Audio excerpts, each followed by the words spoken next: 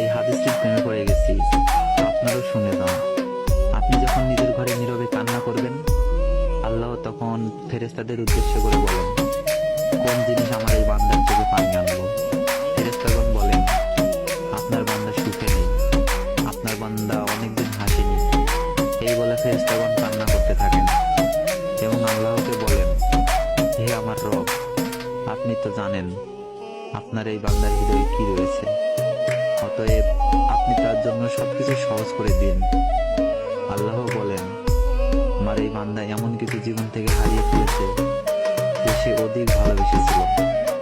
অতএব আল্লাহ বলেন, আমি শপথ করছি, আমার বান্দা যা তার জীবন থেকে হারিয়েছে তার চেয়ে উত্তম জিনিস আমি তাকে এনে দিব, যা দেখে দুনিয়া ও আখিরাতে সবাই বিস্মিত হবে।